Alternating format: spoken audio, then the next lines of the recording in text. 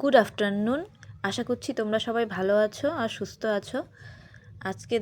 আজকে বছরের শেষ 2026 পড়বে কালকের থেকে, কিন্তু আজকের দিনটা আমার এত তাড়াহুড়োয় কেটেছে যে কি বলবো। সকালে তো একদম কোনো ব্লগ বানাতে পারিনি, আর এই যে দুপুর থেকে শুরু হয়ে গেছে। দেখো, আমি এখানে স্নান টান করে পুজো দিয়ে আসলাম, আমার ওই 12টা বেজে গেছে। 12টা বাজার পরে আমি রান্না বসিয়েছি। রান্না বসানোর পর এখানে সর্ষে শাক দেখলে কালকে আমরা বেছে রেখেছিলাম, সেই সর্ষে শাক বানানো হয়ে গেছে। তারপরে ও নিয়ে এসেছে মাছ, কি বলবো, এতগুলো মাছ নিয়ে এসেছে, প্রায় 3 কেজি মাছের মাথা, আবার মাছের তেল, এগুলো। দেখো, বাসন টাসন আমার কিচ্ছু মাজা হয়নি। এদিকে আমি রান্না বসিয়ে দিয়ে এদিকে মাছ ধুচ্ছি, এদিকে যাচ্ছি আবার রান্না করছি। কি বলবো, এত তাড়াহুড়া। তো দেখো, এখানে আমি আগে মাছগুলো ধুয়ে নিলাম, বাসনও পড়ে আছে, সকালের বাসনও মাজা হয়নি। মাছের তেল ধুলাম, তারপরে মাছ রান্না করলাম আজকে। তার মধ্যে আমি সকালে ভেবে রেখেছিলাম যে, তোমরা অনেকেই জানো কি না জানি না, ছ্যাঁকা, যেটাকে দেশি ভাষায় বলে, দেশিরা খায়। তো আমি ওইটাই আজকে রান্না করব, যে সেটা ওরও আয়োজন করেছি সকালবেলা। তার মধ্যে ও আবার মাছ নিয়ে এসেছে, এতগুলো মাছ ভাজতে রান্না করতে তো জানোই কত সময় লাগে। তো মাছ ভাজলাম, তারপরে আবার মাছের তেলগুলো ছিল, ভাবছি যে মাছের তেলগুলো কীভাবে বানাবো, ওটাও আবার আলু দিয়ে বানালাম। কি বলবো, আজকে পুরো দিনটা যে কীভাবে যে সারাটা দিন গেল বুঝতেই পারলাম না। তো এই যে মাছগুলো সব ধুয়ে নিচ্ছি, মাছগুলো ধুতেই আমার প্রায় আধা ঘন্টার মতো লেগে গেছে। মাছের তেল, মাছের মাথা, কতগুলোতে আসছিল, আবার ও কতগুলো আসছিল না। তো এদিকে আবার গরুকে জল খাওয়ানো, এদিকে দেখো সূর্য প্রায় ডোবা ডোবা ভাব হয়ে গেছে, তাও আমার রান্না শেষ হয় নাই আজকে। সেই রান্না, গরুকে জল খাওয়ালাম, গরুকে জল খাইয়ে তারপরে দেখো সূর্য, আর একটু পরে সূর্য ডুবে যাবে। তো এরকমভাবেই তাড়াতাড়ি করে রান্নাটা করলাম। মাছ ভাজা যেটা ছিল, মাছ ভাজা দিয়ে ওদের খাওয়া হয়ে গেছে, আর তরকারির জন্য অপেক্ষা কেউই করে নাই, খুব অনেকটা বেলা হয়ে গেছিলো তাই জন্য। তো মাছটা ভাজলাম, মাছ ভাজার পরে মাথাগুলো ভাজলাম, এখানে সব রেডি করে রেখেছি। আজকে যেহেতু মাটির উনুনেই রান্না হচ্ছিল, তাই এখানেই সব রেডি করে রাখছিলাম। এখানে মাছের আলু কেটে নিয়েছি। মাছ রান্না হলো, ওদের প্রায় খাওয়া দাওয়া শেষ, তারপরে আমার মাছের ঝোল রান্না হয়েছে। তো যাই হোক, রাতের হয়ে যাবে, রাতে আর কিছু রান্না করতে হবে না, শুধু ভাত করলেই হবে। তো এখানে মাছের তরকারিটা হলো, এই যে মাছের আলু কেটে রেখেছি এখানে। নতুন আলু তো বেশি ছুলতে হয় না, অল্প অল্প ছুললেই হয়।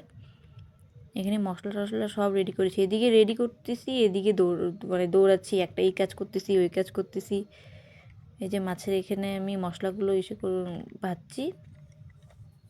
তো মশলাগুলো ভাজা হয়ে গেছে, মাছের রান্না হলো। মাছ রান্নার পরে বসিয়েছি আমি, সেই তখন কয়টা বাজে, 4টার সময় আমার মাছের ঝোল হয়েছে।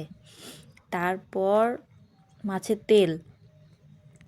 মাছের তেলের পর হয়েছে ছ্যাঁকা বানাতে বানাতেই আমার প্রায় একেবারে অন্ধকার হয়ে গেছে, সন্ধ্যা পার হয়ে গেছে। তো সন্ধ্যা আমি আজকে দিতে পারিনি, বড় মেয়েকে বললাম, ওই সন্ধ্যা দিয়েছে।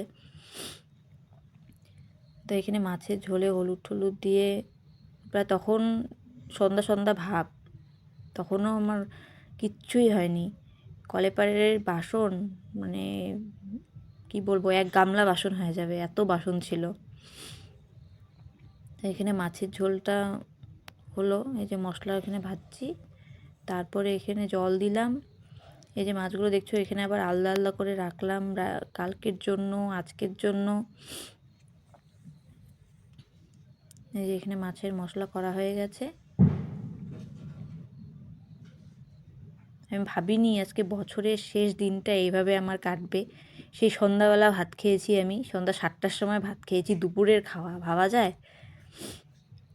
এই প্রথম বোধহয় এরকম হলো আমার, দুপুরবেলার খাওয়া সন্ধ্যা 7টার সময়।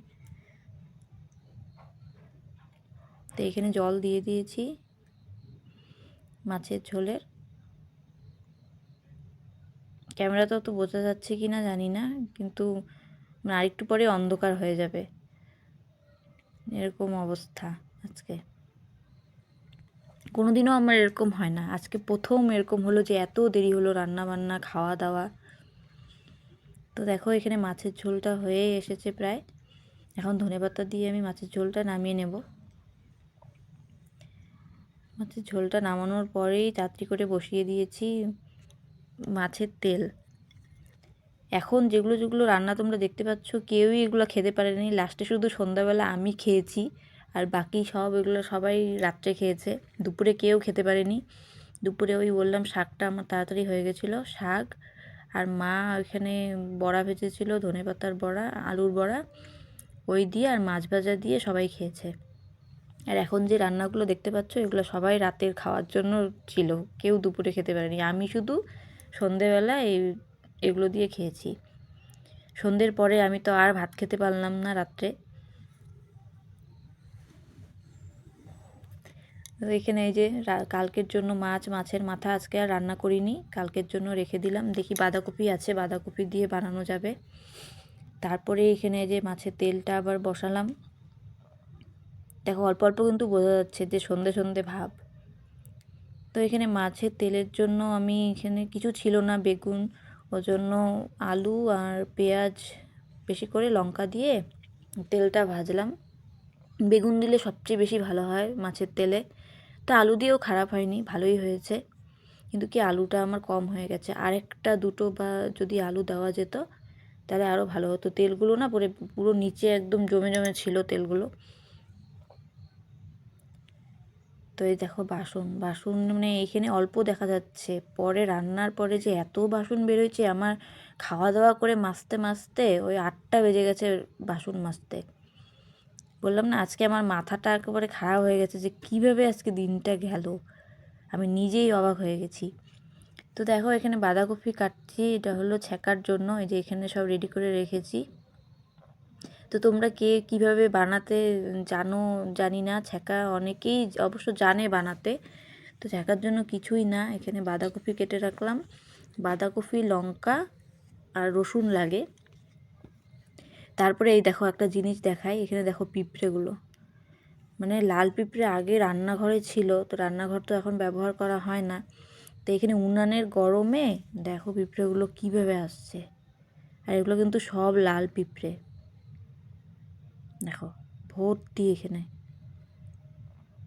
আর আমার বড় মেয়ে কী করছে, উনান থেকে আগুন নিয়ে নিয়ে পিঁপড়েগুলো সমানে মারছে। এই দেখো এত বিষ, দেখো কতগুলো আবার পাখাও আছে।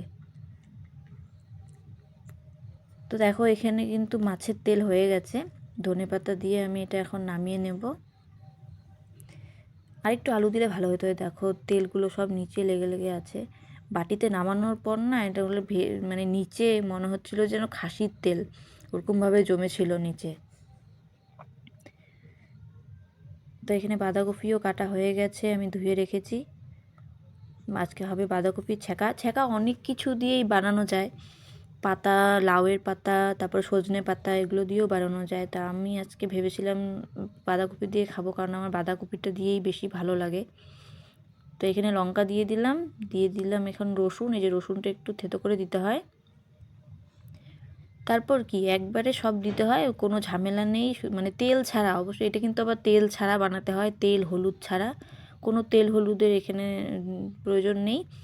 শুধু মানে সব একসাথে শুধু শুকনো কড়াইয়ে দিয়ে তারপর এখানে লবণ দিয়ে দিলে একটু, তারপরেও আরেকটা জিনিস তো অবশ্যই দিতে হবে, এটা ছাড়া তো ছ্যাঁকা হবেই না, সেটা হলো সোডা, খাবার সোডা। আবার খুব বেশি না, অল্প একটু দিতে হয়, ওই খাবার সোডা অল্প একটু দিলে মানে এটা কি মানে এটা দিয়ে ছ্যাঁকাটা হয় আর কি। আমিও এখানে বিয়ের পরে এসেই শিখেছি ছ্যাঁকা বানানো, আমিও আগে জানতাম না, কিন্তু খেতে যে এত স্বাদ লাগে যে কি বলবো। তোমরা অবশ্যই একদিন বাড়িতে যারা যারা পারো, তাদের তো পারোই, আর যারা যারা পারো না এরকমভাবে একদিন বানিয়ে দেখো, কি বলবো, শুধু এটা দিয়ে ভাত খাওয়া হয়ে যাবে আর কিচ্ছু লাগবে না। তো এখানে অল্প একটু খাবার সোডা, বেশি দিলে কিন্তু আবার বেশি ঝাঁঝ হয়ে যাবে, বেশি দেওয়া যাবে না, অল্প একটু খাবার সোডা দিয়ে ঢেকে দিতে হবে। ঢাকার পরে মানে এটা জল দিয়েও করা যায়, আর আমি করেছি এখানে ভাতের ফ্যান যেটা হয়, ভাতের ফ্যান দিয়ে। আগেই ভাতটা নামানোর সময় ভাতের ফ্যানটা আমি বাটিতে তুলে রেখেছিলাম। তো দেখো এই যে এখানটায় ঢাকা দেওয়ার পরে কিন্তু অনেকটাই মজে গেছে। আমি আরও একবার ঢাকা দিয়ে দেব, তাহলে কি ভালো মতো গলে যাবে। সোডা দিলে তো এমনিই গলে যায়, আর একটু ভালো মতো গলে যাবে। যেহেতু আমি বাঁধাকপিগুলো বড় বড় করে কেটেছি, ওই জন্য আমি আরেকটু ঢাকা দিয়ে দিলাম। তারপর কি করতে হবে, এখানে যে ডালের কাটা থাকে ওই ডালের কাটা দিয়ে একটু ঘেটে নিতে হবে, তাহলে একদম মিশে যাবে। মিশে গেলে কি একদম ভালো হবে। দেখো কালারটা, দেখো কালারটা কিন্তু হলুদ হলুদ হবে না, একটু সাদা সাদা ধরনের হবে, যেহেতু কোনো হলুদ এখানে দেওয়া হয় না। আমার তো ছ্যাঁকা খেতে দারুণ লাগে। তোমাদের ছ্যাঁকা খেতে কে কার কেমন মানে ছ্যাঁকা খেতে ভালো লাগে আমাকে অবশ্যই জানিও। তো দেখো এখানে কিন্তু হয়ে গেছে। এখন আমি দিয়ে দেবো এখানে ভাতের যে ফ্যানটা রেখেছিলাম, সেই ভাতের ফ্যান। ভাতের ফ্যানটা সকালেই আমি ভাত রান্না হয়ে গেছিলো, ওই ফ্যান দিয়েই বানাচ্ছি। ভাতের ফ্যানটা বেশি না, কোনো জল টল দিতে হবে না, জল দিলে আবার বেশি জল জল হয়ে যায়। ভাতের ফ্যানটা অল্প একটু দিতে হয়, দিয়ে এটাকে ভালো মতো একটু জাল করে নিতে হয়, ফুটাতে হয়। এখন আবার কোনো ঢাকা দেওয়া দিতে হবে না, এখন একটু ভালো মতো ফুটিয়ে নিলে একটু গলে গলে যাবে, ব্যাস তাহলেই রেডি। আবার এদিকে দেখো এটা হলো বুধি বলি যে আমার যে একটা গরু আছে, ওই গরুর ওষুধটা বাটিতে গুলিয়ে নিলাম, নাহলে এটা না গুলতে খুব সময় লাগে, এটা আবার রাত্রে খাওয়াতে হবে, তাই জন্য।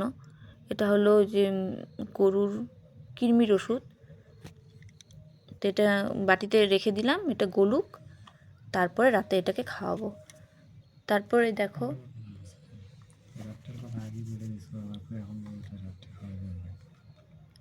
এখানে হয়ে গেছে, এটা নামিয়ে রাখলাম। এটা দুটোতে নামাচ্ছি কারণ একটা দিব আমার বাপের বাড়িতে, আমার মাও খুব খেতে ভালোবাসে। আর এই দেখো আমার একেবারে সন্ধে হয়ে গেছে, খেতে খেতে সব কাজকর্ম সেরে এই যে এখন আমি খেতে বসেছি সন্ধ্যাবেলা। তারপর আবার চলে গেছিলাম খাওয়া দাওয়া সেরে আমার বাপের বাড়িতে গিয়ে, ওই যে বললাম মাছের তরকারি আর ছ্যাঁকাটা দিয়ে আসলাম, মা ক্ষেত দিয়ে গিয়ে দিয়ে আসলাম। তারপর দেখো একটা জিনিস, মার এখান থেকে এনেছিলাম লাউয়ের গাছ। ওই যে কালকে বলেছিলাম না যে লাউয়ের গাছটা এখানে ছিল না, লাউয়ের একটাও চারা ওঠেনি, তো মার কাছে ছিল চারা, আমি নিয়ে আসলাম। সকালে ওই জন্য সময় হয় না, রোদ উঠে পড়ে, ওই জন্য আমি রাতেই এটা লাগিয়ে দিলাম চারাটা। ভয়ে ভয়ে ভয়ে ভয়ে গাড়ছি যেন ভেঙে না যায়, ভেঙে গেলেই তো মরে যাবে, বাঁচবে না।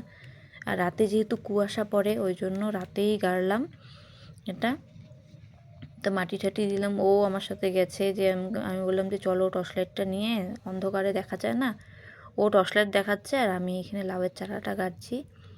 গেড়ে এটার মধ্যে কিছু না, মানে এমনি মা প্লাস্টিকের মধ্যে মাটি গোবর এগুলো দিয়ে উঠিয়ে রেখেছিল, আমি শুধু এনে জায়গাটা রেডি করাই ছিল, শুধু এনে গেড়ে দিলাম। আর এখন এই যে জল দিয়ে দেব, বাস তাহলেই হয়ে গেল। আজকে সারাদিন মানে কি বলবো, দৌড়াতে দৌড়াতে দৌড়াতে দৌড়াতে দিনটা যে কীভাবে গেল, বারবার একই কথা বলছি, কীভাবে যে গেল আমি নিজেও বুঝতে পারলাম না। আজকে প্রথম মনে হয় এরকমভাবে গেল আমার এই বছরের শেষ দিন, কালকের থেকে তো নতুন বছর। তো দেখো এখানে গাছটা গাড়া হয়ে গেছে, গাছটা গাড়ার পরেই তারপরে চলে গেছি বাড়িতে, এটা পিছনে যে দেখিয়েছিলাম সেখানে।